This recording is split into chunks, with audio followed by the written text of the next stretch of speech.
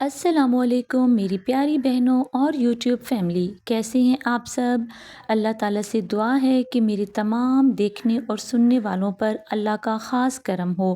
تو آج کے ولاگ میں آپ کو دکھاؤں گی ہیلتھ سے متعلق کچھ امپورٹنٹ ٹپس، جس میں میجیکل ٹی بنانے کا میں آپ کو طریقہ بتاؤں گی۔ اس کے علاوہ کچھ اچھی اسلامک باتیں بھی ہوں گی اور ساتھ میں مزیدار ذائقے دار چکن پلاؤ بنانے کی ریسیپی۔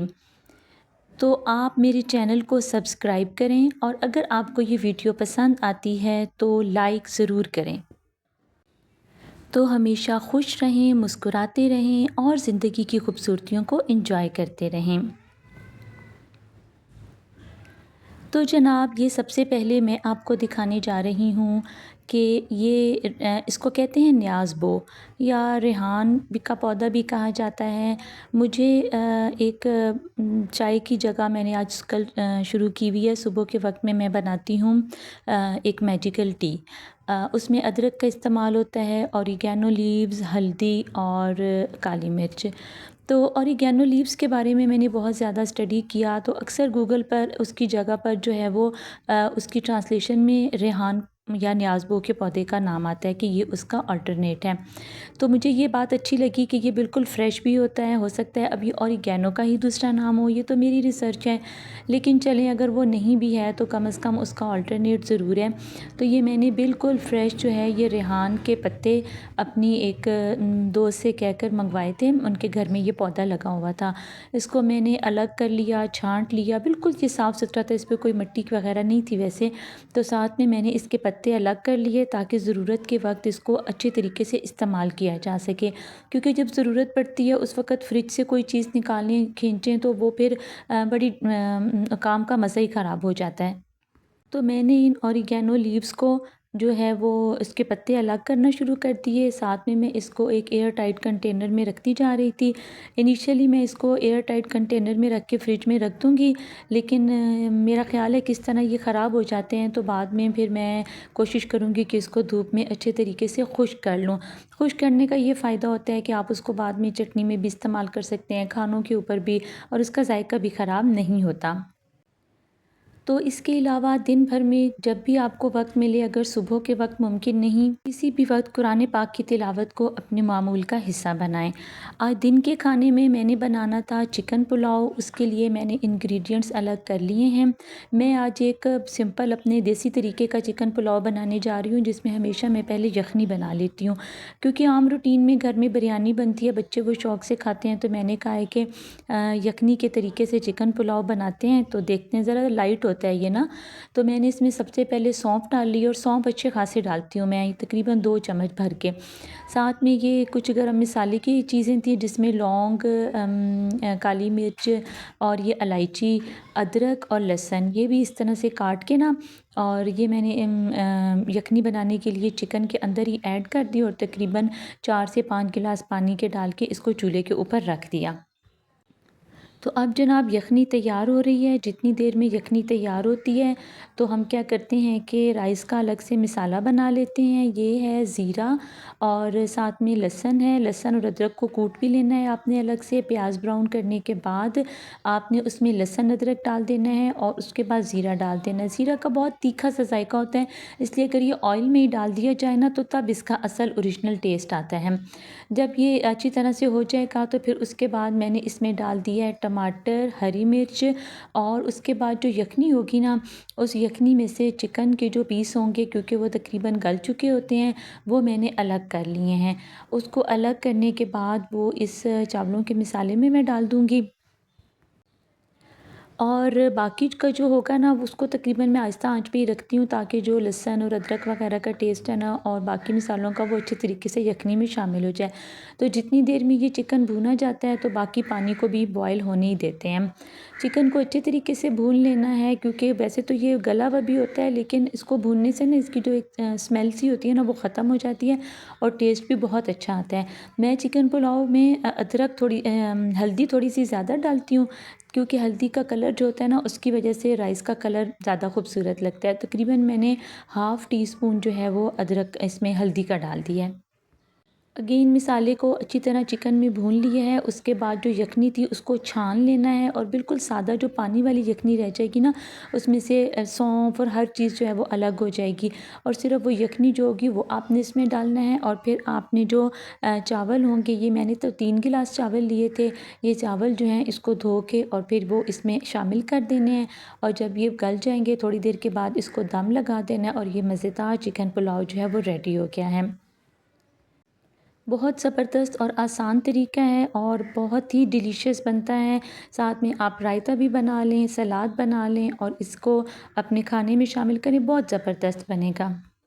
اچھا، آج کل موسم اس طرح کا ہوا ہوا ہے نا کہ بندہ بہت زیادہ اپنے اندر سستی اور تھکاوٹ فیل کرتا ہے۔ حالانکہ میں نے صبح جب اپنی جاب پہ جانا ہوتا ہے تو میں ایگزیکٹ اسی ٹائم پہ صبح اٹھتی ہوں جس ٹائم پہ میں پہلے اٹھتی تھی، لیکن اب مجھے خود سمجھ نہیں آتی کہ پھر بھی میں وین آنے سے تقریباً 5 منٹس پہلے اپنی سب چیزیں ریڈی کر لیتی تھی، لیکن اب مجھے تھوڑی سی نا پرابلم ہوتی ہے، اور ابھی وین آئی بھی ہوتی ہے باہر، اور میں کچھ چیزوں کو ابھی ارینج کر ہی رہی ہوتی ہوں، لیکن چلیں اب پھر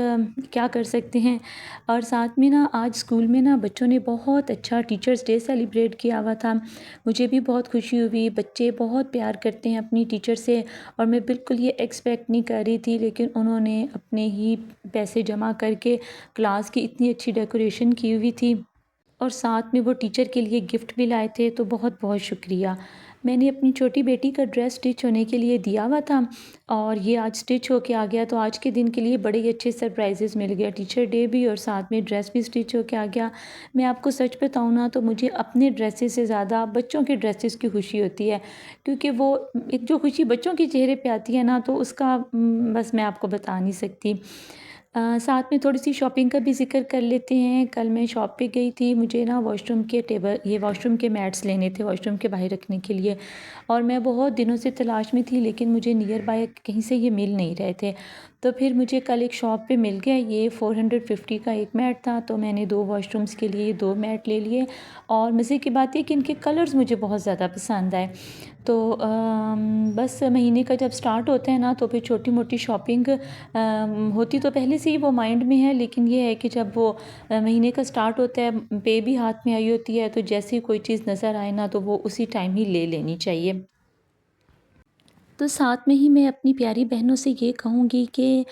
زندگی کی جو چھوٹی موٹی تکلیفیں یا پریشانیاں ہوتی ہیں نا، وہ تقریباً ہر گھر میں ہر انسان کے ساتھ ہوتی ہیں۔ دنیا میں کوئی بھی شخص ایسا نہیں ہوگا کہ جو بہت زیادہ خوشحال ہوگا۔ اگر کسی کے پاس بے پناہ دولت ہے تو اس کے پاس صحت نہیں ہے، صحت اگر اس کے پاس ہے تو اس کے بہت سے میریٹل ایشوز یا کچھ ایسے اس کی زندگی میں غم ہوتے ہیں، تو اس لیے اور جو کم حیثیت لوگ ہوتے ہیں جن کے پاس زیادہ دولت نہیں ہوتی، تو ان کو ظاہر ہے پھر مالی پریشانی اور تنگی کا سامنا کرنا پڑتا ہے۔ تو دنیا میں کوئی بھی انسان ایسا نہیں ہے جو ہر وقت خوشیوں میں گھرا ہوا ہو۔ انسان کی زندگی میں دکھ آتے ہیں، تکلیف آتی ہیں، پریشانیاں آتی ہیں، لیکن اللہ تعالیٰ نے انسان کی ساخت کو ایسا بنایا ہے کہ اس کو سختیوں میں رہنے والا بنایا ہے، اور اس کا ذکر اللہ تعالیٰ نے قرآن پاک میں بھی کیا ہے۔ اگر قرآن پاک کو ہم بہت غور سے پڑھیں نا تو ہمیں اس میں سے ایسی آیات ضرور ملتی ہیں، جس میں خاص طور پر میں سورہ بلد کا ذکر کروں گی کہ اس میں اللہ تعالیٰ نے فرمایا ہے کہ میں نے انسان کو سختیوں میں رہنے والا بنایا ہے، کہ انسان کی ساخت، اس کی سوچ، اس کا دل اور باقی اس کے جو بھی اعمال ہیں وہ اس طرح سے ہیں کہ وہ سختیوں کو جھیلنے کی صلاحیت رکھتا ہے۔ تو اس لیے میں یہ سمجھتی ہوں کہ انسان کو چاہیے کہ وہ اپنے موجودہ لمحوں کو پہ صبر کرے، انجوائے کرے، اور ہر وقت سختی، تکلیف یا پریشانی کا ذکر نہ کرے بلکہ اس پر صبر کرے، کیونکہ ہر وقت اللہ تعالیٰ کی طرف سے دیا ہوا اس کی طرف سے دیا ہوا وقت ہے۔ اگر انسان یہ سوچنے لگ جائے کہ بس یہ وقت گزر جائے تو فلاں اچھا وقت آئے گا، تو شاید وہ ہماری سوچ کے مطابق جو اچھا وقت ہوتا ہے نا وہ کبھی بھی نہیں آتا۔ تو یہ ہمارے اوپر ڈیپینڈ کرتا ہے کہ ہم اللہ کی دی ہوئی نعمتوں کو اور اللہ تعالیٰ کی دی ہوئی آسائشوں کو اور اس کی دی ہوئی تکلیفوں کو ہر حال میں قبول کریں، نعمت پر شکر ادا کریں، تکلیف پر جو ہے وہ اللہ تعالیٰ سے صبر کریں، اس سے معافی مانگیں اور اس سے رحم مانگیں۔ اگر ہم ان چیزوں کو اپنی زندگی کا شعار بنا لیں گے نا، تو ہماری زندگی یقین جانیں بہت ہی زیادہ سہل ہو جائے گی۔ اور کچھ لوگ تو ایسے ہوتے ہیں کہ جن کی زندگی کے بہت ہی عظیم مقصد ہوتے ہیں، عظیم مشن ہوتے ہیں، تو ان لوگوں کی زندگی کو فالو کرنا چاہیے۔ لیکن اگر ہم ایسا نہیں کر سکتے، یا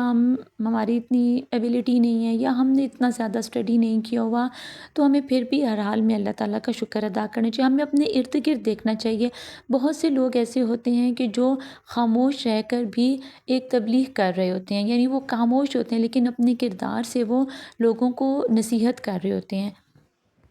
تو میری ایک کولیگ تھی، میں اکثر ان کو آبزرو کرتی تھی کہ وہ ہر وقت نا تسبیح پکڑ کر نا اور تسبیح پھیرتی رہتی تھی، پڑھتی رہتی تھی۔ تو شروع میں ایسے لگتا تھا کہ جیسے شاید یہ دکھاوا ہے، اگر اللہ کا ذکر کرنا ہی ہے تو اس کے لیے آپ گھر بیٹھ کے بھی کر سکتے ہیں۔ لیکن آہستہ آہستہ وقت گزرنے کے ساتھ پتہ چلا کہ اللہ تعالیٰ تو ہر وقت ہم سے اپنی تعریف، اپنی تسبیح جو ہیں وہ مانگتے ہیں۔ تو اس لیے ہمیں ہر وقت اللہ تعالیٰ کا ذکر کرنا چاہیے، اس کے نام کی تسبیح پڑھنی چاہیے، اس کی نعمتوں کا بے حساب شکر ادا کرنا چاہیے، اور اس کی طرف سے آنے والی ہر تکلیف کو صبر کے ساتھ برداشت کرنا چاہیے، اور اللہ تعالیٰ سے عدل اور انصاف نہیں بلکہ رحم اور کرم مانگنا چاہیے۔ تو میں بھی اپنی تمام دیکھنے والی پیاری بہنوں کے لیے بہت زیادہ دعا کرتی ہوں کہ اللہ تعالیٰ آپ پر اپنا رحم اور کرم فرمائے، آپ کے گھروں میں خوشحالی ہو، نعمتیں ہوں، اور آپ جس بھی تکلیف میں مبتلا ہیں، خدا نخواستہ تو اللہ تعالیٰ جلد از جلد آپ کی وہ تمام تکلیف کو دور کر دیں۔ لیکن بس یہ ہے کہ عزم، ہمت اور حوصلہ، اور اللہ تعالیٰ کی ذات پر مکمل بھروسہ، اگر ان چیزوں کو ہم اپنا لیں، مجھ سمیت ہم سب اپنا لیں، تو ہماری زندگیاں اتنی زیادہ سہل اور پرسکون ہو جائیں گی کہ جس کا ہم اندازہ بھی نہیں کر سکتے۔ اس کے ساتھ ہی یہ رات کا کھانا بھی تیار ہو گیا ہے۔ بچوں نے آج چپس کی فرمائش کی تھی، مجھے بھی یہی کام سب سے ایزی لگا، میں نے رات کے کھانے میں ان کے لیے یہ چپس بنا دیے۔ اور اپنی بہن کو اجازت دیجیے، اللہ حافظ۔